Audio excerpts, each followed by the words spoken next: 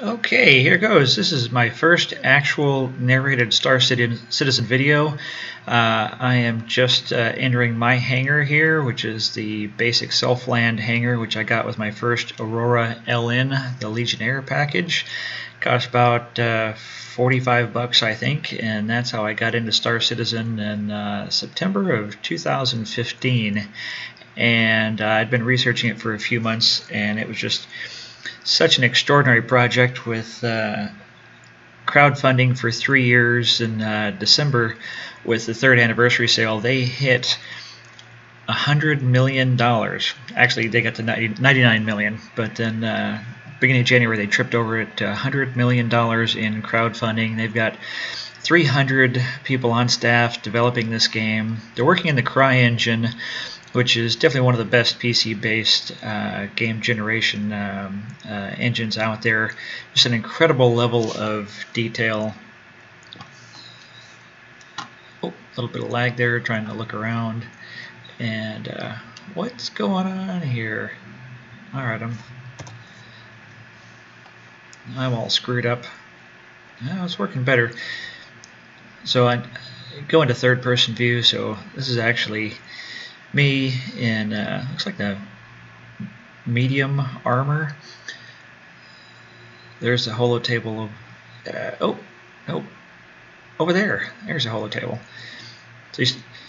So you enter your hangar actually standing in front of the main door, which is right back there, and this leads to your elevator, which you can access different levels of Star Citizen with. Go in here, a lot of crates and things sitting around. Apparently I keep a fairly messy hangar. Through this door over here is the elevator, which used to lead into ArcCorp. You would just select that.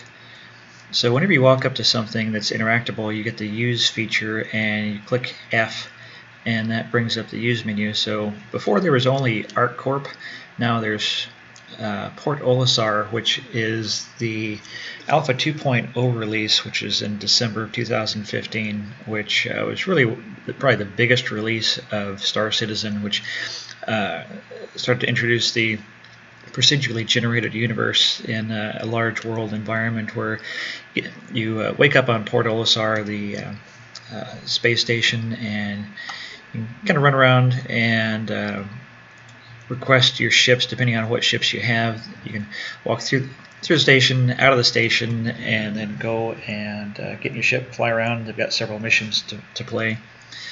So the self-land hangar is kind of the base model. It's nothing fancy, really, a little dirty, scuffed up. See if I can get back into first person. Yeah, there we go. So you can actually see that a little bit better. The level of detail is just incredible in this game, and they've put so much into it. They've got so many great graphic artists working on this, and they're actually developing a lot of additional capabilities in the CryEngine, because they hired ex-CryEngine people, and that's actually, I believe, out of the German office, where they're doing just some extraordinary work. Every week they release around the verse about an hour-long video for the fans, and they interview people around the various offices, things that have been developed over the week, things that are coming, new announcements, events. It's a great program to really kind of follow what's going on with Star Citizen. Here's my Aurora LN, which is of the 3 or 4 models of Aurora, this is the most combat capable. It's the Legionnaire model, and it comes with size 1 mounts on the nose, which is the same as the other Legionnaires and the other Auroras, but it also comes with size 2s up on the wings there, and a quad missile mount. And that is really a good multi-purpose ship. It's got cargo carrying capacity underneath. Eventually we'll be able to pick up cargo containers and carry them under there. This is how you get into the Aurora. It's got these hatches on both sides, which we won't do here today. So I flew around in my Aurora and really got to liking everything about it. Wanted something a little bit more combat agile. The Aurora is kind of a slow ship, about 170 meters per second if I recall. It's been a couple of months since I've flown it because I got this, the Origin JumpWorks 350R, which is arguably one of the sexiest ships in the game, the fastest ship, I believe, with the possible exception of the M50, the little racer, because this comes with twin thrusters, which right now things are a little bit glitchy. You can't actually see the thrusters, but this comes stock. When you can get it, it's a limited release ship in the 300 series, 300, 315, 325, and those are regularly available. This is the 350R, which is the top of the line, fastest, sexiest. It supposedly doesn't have as good a stock shield as the 325.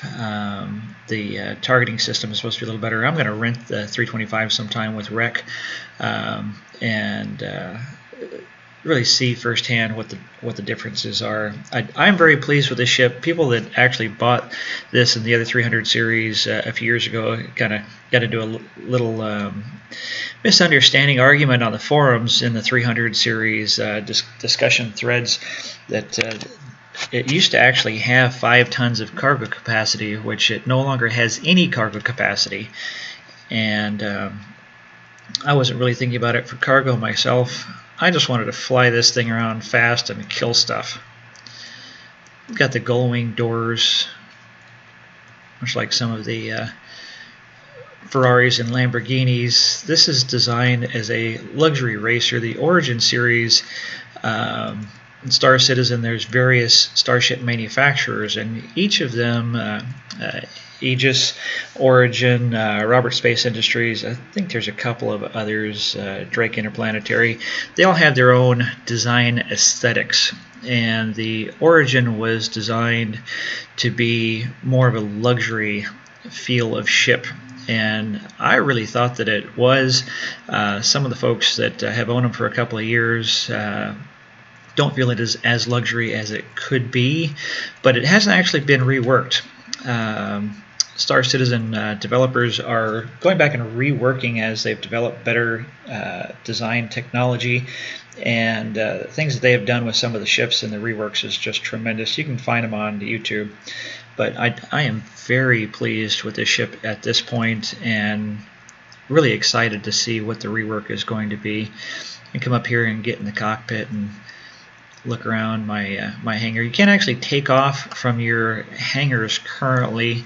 You have to actually go out to the universe, the 2.0, and then you can take off, get in, get out, EVA, get out of your ship in space.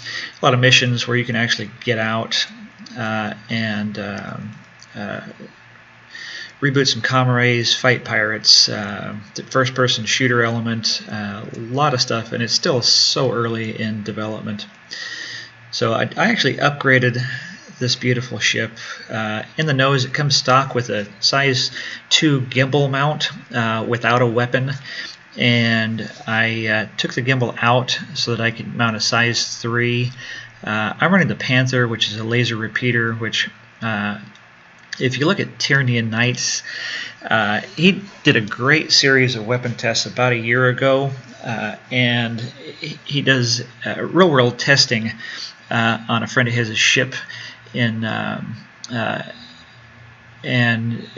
just really great overview of every different weapon system, the ballistics, the lasers, the missiles, although I think his missile information is a little out of date because he rated the Tempest 2s as not very powerful, and my personal testing of the size 2s, I get tremendous kill rates in Vandal Swarm with the size 2s. Vandal Swarm is one of the Arena Commander combat missions that are available where you can insert with up to 3 other people, and there's 18 waves of alien fighters that are coming at you, and it's really pretty difficult. You got to get pretty good at it.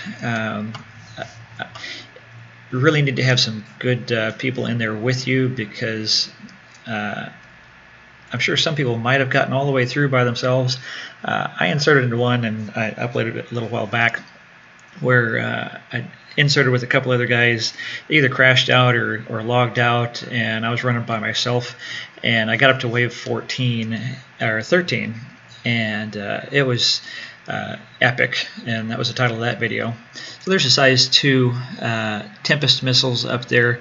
Supposedly you can mount a size 3 missile, but I don't think that size 3 missiles are currently available in Star Citizen. Up there at the catwalks, you can actually take your elevator up there and look down on your ships. There's actually 3 hangars. If you have enough ships, you can hold 3 small to medium-sized ships in each hangar bay. So there's a bay over there. This is the central bay, and a bay over there. And you actually place and arrange your ships on the Robert Space Industries website to place your ships in the hangar. And I only have 2 ships right now. Some folks have lots of them. As I said, you buy the ships, and they can run anywhere from the $35 Auroras and Mustangs up to $350 Constellations, and I think some of the really big ships that aren't even flyable yet were over $1,000. So people spend a lot of money in anticipation of what we're going to be able to do, and it's really exciting. It really is to be a part so early. This is the Holotable. This is where you actually can change out your weapon systems and other components on your ships. It's looking a little bit better. Sometimes it's a little glitchy. Everything's a little glitchy right now because, as I said, this is very pre-alpha stage. And so this is my 350R, and sometimes these things, you can't even see them. They're just kind of an outline. You can see some of the weapons. I'm lucky for this recording. It's actually resing up pretty well. So you see the little hologram of the ship with your outfits on the left. The description of the ship: Origin Jump Works 350R. This is the Gladius, which I'm renting. As you can see on the left, it says rental equipment, and it's in purple. I'm almost done with that. I wanted to try it out, see what a heavier duty dedicated fighter was like. The Aegis are kind of more military oriented. It's pretty bare bones. Looks like an army type of fighter helicopter on the inside, and it's good flying, 240 meters per second cruising speed, and pretty good weapons loadouts. There's my Aurora. So what you can do, you can left click these and drag them over into the central area, and up here on the top is where you can switch between the different components that you're working with. You right click your mouse to spin and maneuver the ship around to be able to look at the various components, and then you can hover over them. There's my radar display, my Panther repeater, my sawbuck. So you right click and you can turn this and see weapons. As you can see over there, this is a little glitchy. I've got weapons in here I can't actually see. Renting an OmniSky 3 laser, which is a size 1. Didn't really care for that. OmniSky 6 laser cannon. I own that because I pull those off of this ship to swap out. I was running Badgers, Badger laser repeaters, which are these. They're a size 2 laser repeater, and they have a very similar firing characteristic, trajectory, and speed to the Panther, so they pair up very well. You don't run out of ammunition with the laser energy weapons, so they're very good in Vandal Swarm, because about every 3 waves you get a reload after the elite wave. So you'll get a couple of waves of regular Vandal, the hunters and alphas and whatnot, and then there'll be an elite pilot in there on about every 3rd wave. And if you run out of ballistic ammunition in between, you are basically SOL. So I like to have at least some energy weapons when I go into Vandal Swarm.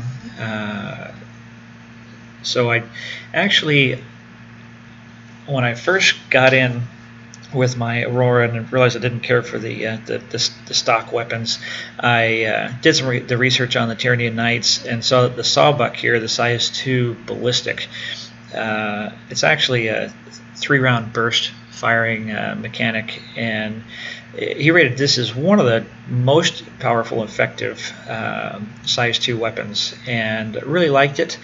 But then I was running out of ammunition, so I actually purchased these. They're about $10 US each. So that was before I understood rental equipment, but at the time I wasn't good enough to actually earn rental equipment credits in Arena Commander, so I really couldn't afford them very well, because each of these weapons, about 1,000 rec for 7 24-hour usage periods. So it's not a week. If you don't actually log into the game, it doesn't count against you. So if you log in after a few days, and it'll start a 24-hour credit usage. So you get 7 24-hour periods with a rental. And if you're pretty decent in Arena Commander and Vandal Swarm, you can earn 1,000 to 2,000 rec per match, and a match runs anywhere from 20 to 45 minutes to get through all 18 waves, depending on how fast you and whoever's in there dies out, or if you win. So your options are buying these outright with cash or renting them. The Badger repeaters, I purchased those. They were also about $10 US a piece each. So I upgraded to those from the Sawbuck, so I didn't run out of ammunition. Ran those for a while. I got actually pretty darn good in Vandal Swarm with my Aurora, earning good rec with it, and then I got enough to rent this 350R, because I'd been doing some research and just thought it was a good-looking ship, fast. I've been watching YouTube videos. There's YouTube videos on every different ship, and you can do a lot of good research out there to see how other people fly them, how effective they are, how maneuverable they are, what kind of weapons, loadouts people have good luck with before you actually spend money. And then rent the ship, try it out yourself. That gets kind of expensive. I think it was about 12,000 or 14,000 rec to rent this ship. So that was a week of Arena Commander flights in there to be able to rent it. Tried it out, loved it, and then when I saw it go on sale during the 3rd anniversary sale in December, I went ahead and purchased it, and absolutely love it. Ammunition, so missiles, there's a Tempest 2, so you left click those, drag them over into that position. So right now there's no open bubbles, so if you left click your weapons, you drag them in and out, so it leaves a bubble where you have an open slot. See over there on the left side, class 1 slot, compatible with a size 1 or 2 weapon type.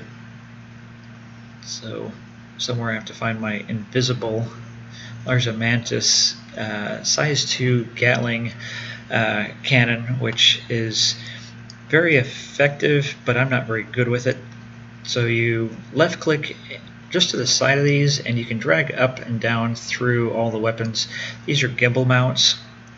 So with a gimbal mount, it actually fires independent, and it rotates outside of the flight of your ship. If you're not using a gimbal mount, it is firing straight ahead with whatever trajectory the weapon typically has.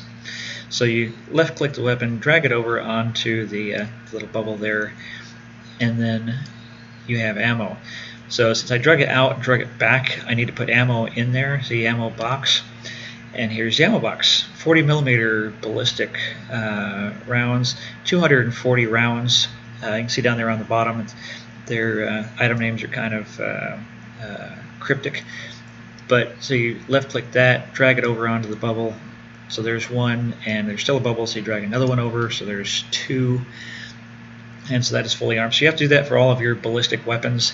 Make sure that you have them fully loaded up, and then so when you're actually flying, it'll run through the first ammo box, and then it'll reload, and then you go through your second ammo box. So I've got 480 rounds of as I said, three round bursts, and if you run out by firing too much, you're going to be totally out of ammunition until the next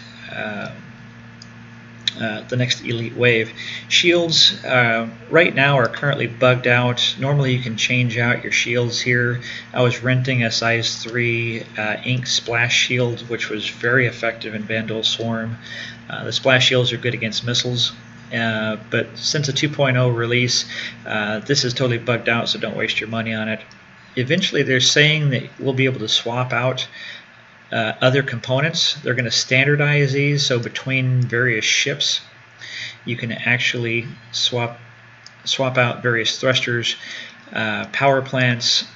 So here on the power plant, this is actually right there. This is a size 3 power plant, so this is a maximum size. So this is a pretty well equipped ship. You click F again to get out of here, click F to get back in.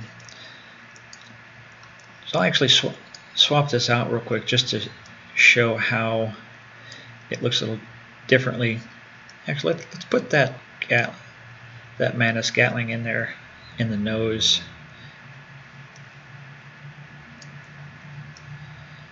If I can find it against it's invisible. Oh, that's it right there. It was looking kind of funny. So I'm going to drag this Panther out, and I'm going to drag that Mantis Gatling cannon in, and I'm going to run over there.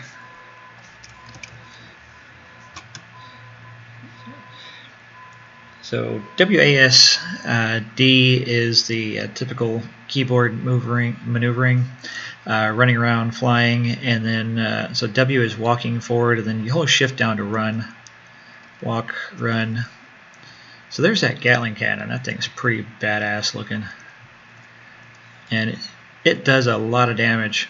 It is very powerful, but I'm just not very good with it. I like to have weapons that I can work well together. I'm just not as good at working different types of weapons as other people. But if you're good with it, it's powerful. There are those sawbucks. Nice looking guns too. Gonna run back over here.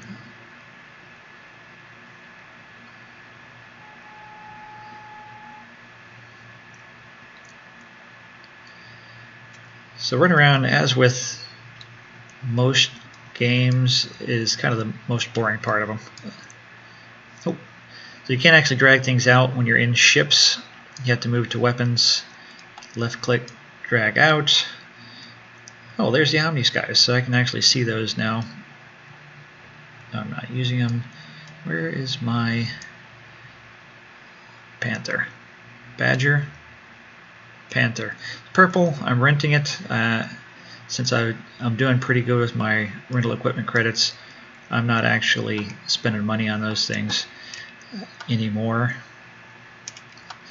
So this little stand here is where you can actually change your loadout. This doesn't really do anything for you right now, just kind of how you look. This is Marine light armor, Marine medium armor, and then Marine heavy armor. Actually, when you get out of here, you actually have a helmet on, and it's kind of funky. So if you're more of the outlaw type, you've got this kind of light armor, medium armor.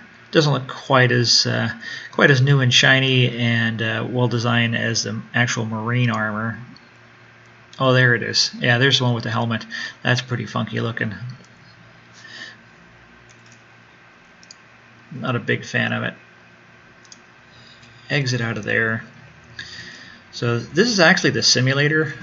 You can actually get in here, and then it lets you do your flight simulations, go into Arena Commander, but you don't actually have to get in here to go into the electronic access Arena Commander. Star Marine, which isn't available yet, that was promised several years ago as the first-person shooter game, and it's in development, but their first-person shooter really just got released right now with the 2.0. Oh, so this is my elevator. There's 3 or 4 different hangar types, and they all have different designs on the interior. I'm going to upgrade here one of these days to the Revel in York, which is just absolutely gorgeous and luxury. All the different elevators are a little different. So as you can see, this is kind of a bare bones hangar, catwalks, all of this.